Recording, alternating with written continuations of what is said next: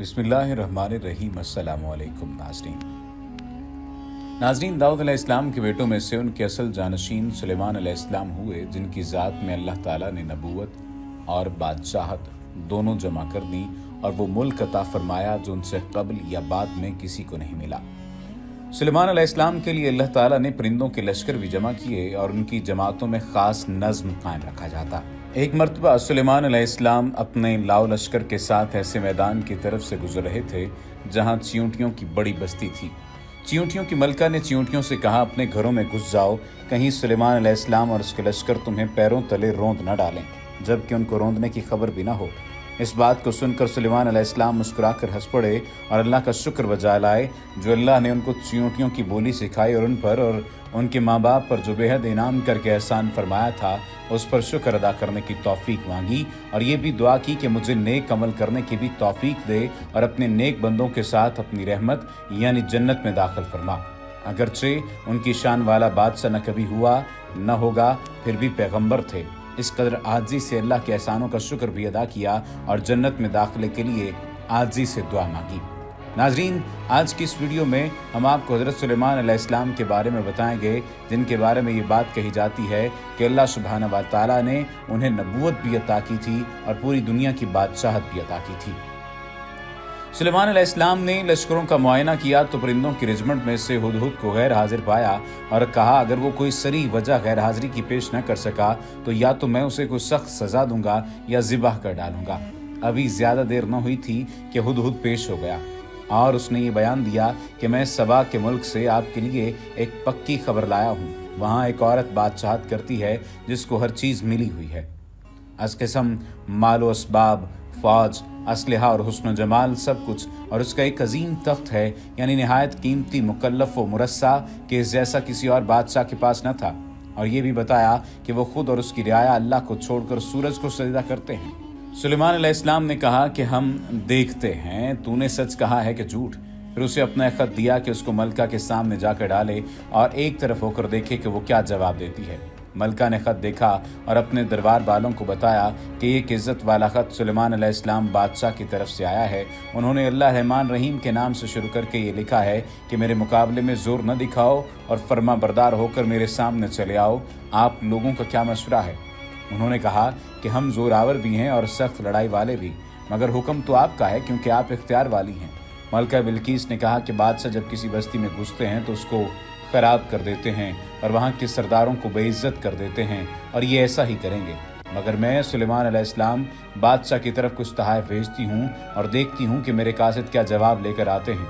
सुलेमान अलैहिस्सलाम ने कासिदों को फरमाया कि तुम मेरी माल से मदद करते हो, मुझे अल्लाह ने तुम्हारी निस्बत ज़्यादा बेहतर माल दिया है, तुमको तुम्हारे ये तहाइफ मुबारक हों। क्या तुमने महज एक दुनियावी बादशाह समझा है और हमें मालो मता का लालच देते हो? वापस चले जाओ, हम तो ऐसे लश्कर को लेकर चढ़ाई करेंगे जिनका कोई मुकाबला न कर सकेगा और हम सबको उनके मुल्क से बेइज्जत करके निकाल देंगे और वो खार होंगे, यानी या तो वो जिलावत में होंगे या कैदी बनेंगे और ज़िल्लत के साथ उनको दौलत और सल्तनत से दस्तबरदार होना पड़ेगा। ये अल्लाह ताला का बख्शा हुआ ज़ोर था जो सुलेमान अलैहिस्सलाम ने इस तरह की बात की, वरना पैगंबरों में से किसी ने इस तरह की ऊंची बात नहीं की। फिर सुलेमान अलैहिस्सलाम ने दरबार वालों को हुक्म देकर मलका बिल्कीस का तख्त उठवाकर अपने यहाँ मंगवाया, जो आपके एक सहाबी ने चश्मे ज़दन में करामत के तौर पर ला हाजिर किया। उसे देखकर सुलेमान अलैहिस्सलाम ने फ़ौरन इकरार किया कि ये अल्लाह का फजल है और वो आजमाता है कि आया मैं शुक्र करता हूँ या नाशुक्री, और जो शुक्र करता है वो अपने लिए ही करता है और जो नाशुक्री करे तो अल्लाह बेपरवाह है, करम वाला है, यानी नाशुक्रों को फ़ौरन सज़ा नहीं देता। ऐसे करीम की नाशुक्री करने वाला खुद बेहया है, अहमक है। फिर सुलेमान अलैहिस्सलाम ने हुक्म दिया कि मलका के तख्त का रूप बदल दो, हम देखना चाहते हैं कि वो समझ पाती है कि नहीं। जब वो मलका आई तो उससे पूछा गया कि क्या आपका तख्त भी ऐसा ही है? उसने कहा कि ये तो गोया वही है और हमको तो पहले से मालूम हो चुका था, सो हम तो हुक्म बरदार हो चुके हैं। पहले इसको ईमान लाने से इन चीज़ों ने रोक रखा था जो अल्लाह के सिवा थी और वो पहले मुनकर कौम की फ़र्द थी। फिर उससे कहा गया कि महल के अंदर चलें। उसने जो रास्ता देखा तो ख्याल किया पानी है गहरा, तो उसने अपनी पोशाक समेट कर ऊपर कर ली।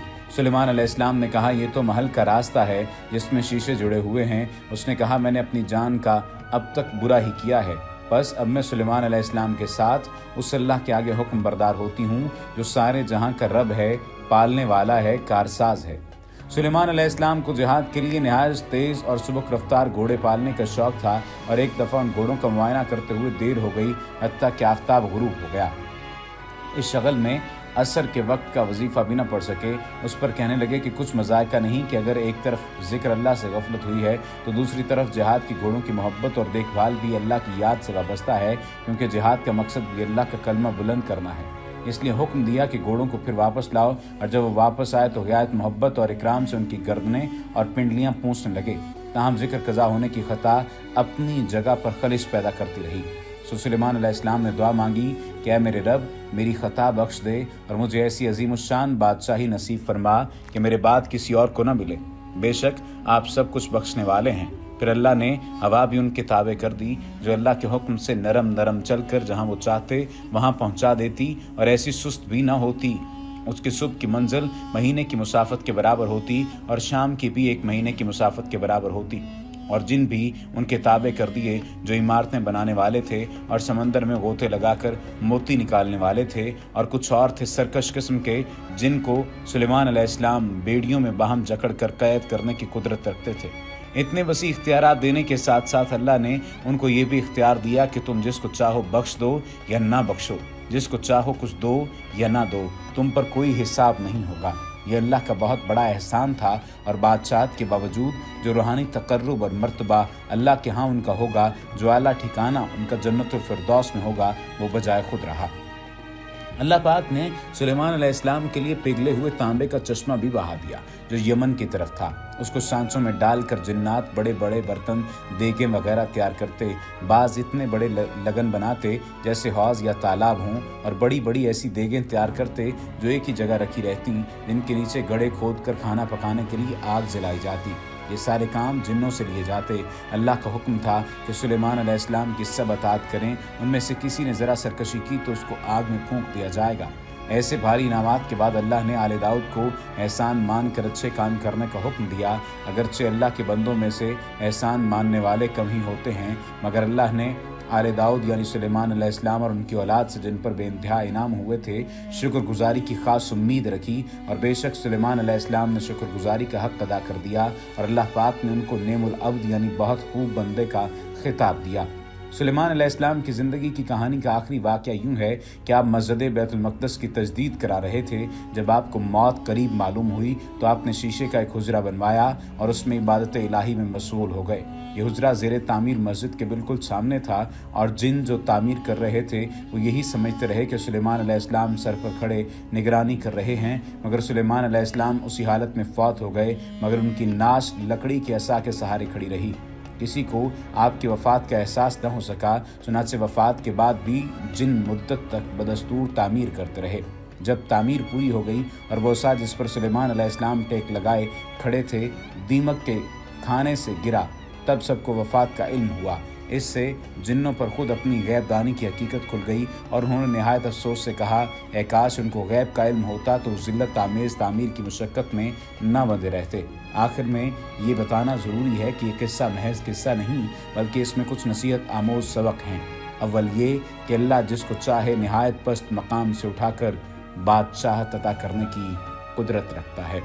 دوسرے یہ کہ اللہ جنوں کی طاقت پر مخفی مخلوق کو کسی آدم ذات کی حکمرانی کے تحت باندھ دینے کی قدرت رکھتا ہے، اور سلیمان علیہ السلام کو جو بادشاہت کا اختیار ملا تھا وہ بھی اللہ کی مہربانی سے تھا، اور وہ اس کی قدرت کا بھی مظہر تھا۔ تیسرا یہ کہ اللہ کے علاوہ کوئی غیب کا علم نہیں رکھتا۔